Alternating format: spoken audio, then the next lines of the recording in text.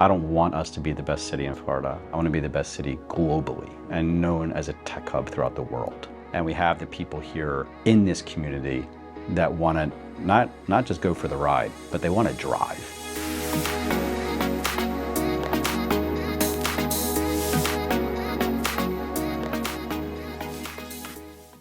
I'm Bobby Torres, and today we're at the Orlando Economic Partnership meeting with the busiest person I know, David Adelson. We're going to be demystifying the life of an entrepreneur and community leader. Why? Because David is probably the most experienced entrepreneur I know, and he's just been so instrumental to the growth of the technology community here in the region. You're the busiest person in Orlando right now, I think. Everybody wants a little piece of David. I think mostly because we got something big coming up, Meta Center Global Week. So tell me about this change and where you're at right now. Yeah, we got a lot going on. And thanks for sitting down to take the time with me. It's been busy to say the least. You know, we have Meta Center Global Week coming up. We just launched Innovate Orlando, which we can talk about, of course, but Meta Center Global Week is going to be phenomenal. You know, this city has been waiting for its own true tech and innovation global conference that we get to own year in and year out. You know, come October, we have already brands lined up like Sony and Meta and Amazon and Qualcomm and a lot of our regional brands coming together. But this city is just going to have an amazing week, and we're already talking about what's going to happen next year. So we're looking to make this our staple for many, many years to come.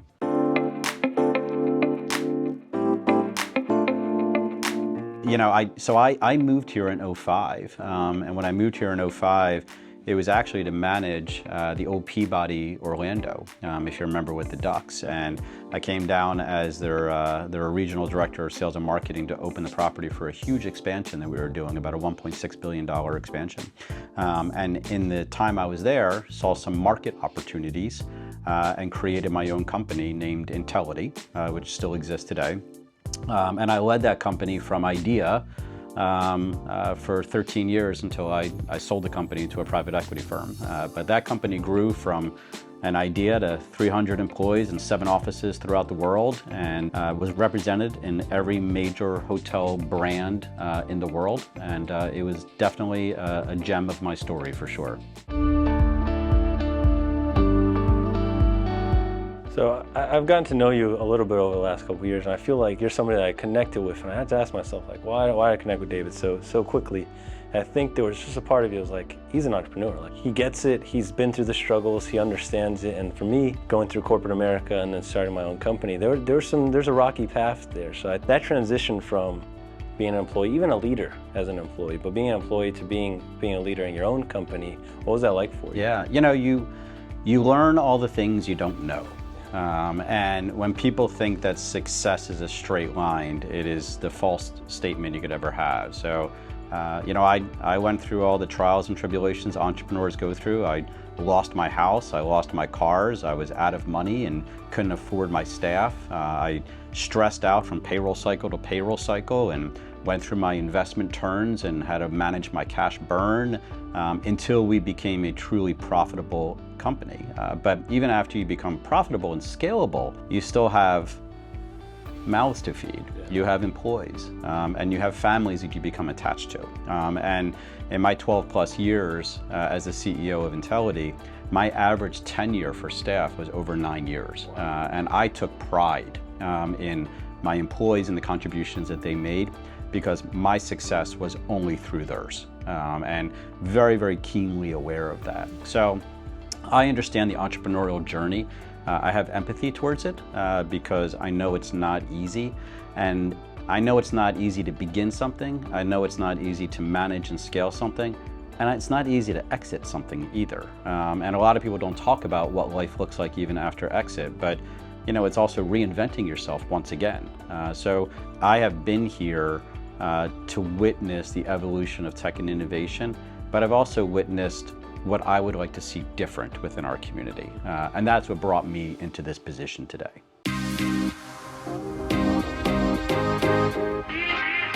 There's billions and billions of dollars spent here every single day on tech, innovation, tourism, defense. So those things, it wasn't out there, and I think to be honest, most of the conversation I've had over the last 9 years were around how do we do better PR? It wasn't how we changed the business ecosystem. It was like, how do we do better PR? Because we have the pieces for big business, for opportunities, for the city to be this kind of place where things can grow, especially technology. But we were just missing kind of the megaphone to do it. You know, and you bring up such a strong point. We have all these amazing industries here. When you look at the Orlando market, it's bifurcated with a lot of different sectors, but those sectors are leading sectors. But we haven't had a great way to talk about it. And it's not that we haven't had the right people, we just hadn't had the right time. And when I look at where we're at now and what we've been building towards, and even post-COVID, you know, I mean, there was such a migration of people and companies and talent that were coming into this region. Then we started to receive awards as far as paying our tech salaries higher and best place to start a business. And then we started really seeing where Web 3.0 was going and some of these new technologies. But then when you peel back and you look to see of all the things we already have, it was just putting a bow around it. Yeah. And that bow is the Meta Center. And, you know, and not that I want to make the comparison to Silicon Valley, but Silicon Valley started in the 1970s from this tiny little company named Intel moving into the Valley. But you know what? In Silicon Valley, it's not silicon. I mean, that's not what's there anymore. I mean, it is a base for software and imagination and innovation happening there. That's what the Meta Center is here. And I think we've just been waiting for a collision of time. And now the next phase in all of this is taking all of that into this entity, Innovate Orlando, which Innovate Orlando is and you speak about marketing and public relations, the Orlando Economic Partnership, the City of Orlando, and Orange County all came together and said, we need to invest in tech and innovation and create the proper narrative and ride on the wins that we have today, like things like Meta Center and Meta Center Global Week and all the other great things that we do, ride on those wins and put together a proper entity that can market it, do public relations for it, and also unite all of the other specialists that we have in this region into one strategic plan. And that's what Innovate Orlando is designed for. If I have anything to say about it or contribute to, I want to see that, right? As a tech and innovator myself, I'm here to stay. Right? I think a governor before the one that we have today said something about Orlando's value proposition is low taxes and sunshine.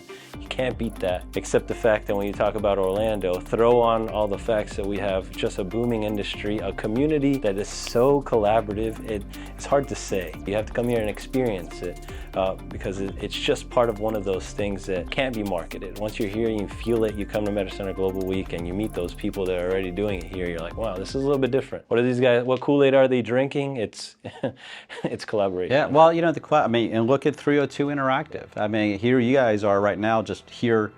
This isn't about 302, this is about telling the story. And, you know, that collaboration and that excitement and that passion, I believe is contagious in our region. And I think the companies here and the people here are the reason we are at this moment in time. And the next chapter that we're about to write, this book that we're about to create, that's going to be Tech and Innovation for Orlando, will be created by the people and the companies that live here. And that is absolutely exciting to me. While I look at this as my hometown, I look at this as where are my kids going to set up their business next? And when they're ready to set up their business, they're going to set it up with an ecosystem that supports them from idea all the way through to exit. And that will end up serving them and their generations long term. We've been pretty serious this whole time, but I really been trying to wrangle you in so I can play, right? So we can have some fun. Absolutely. So I guess let's go do that. Have you ever played Jackbox? With my kids, I have. All right, so you're an entrepreneur, right? Yeah. All right, let's go see how you can pitch this. All right, let's figure it out. All right, so what we got here is patently stupid. Well, we're gonna basically pitch crazy ideas that we come up with. All right. And have to sell to our amazing audience.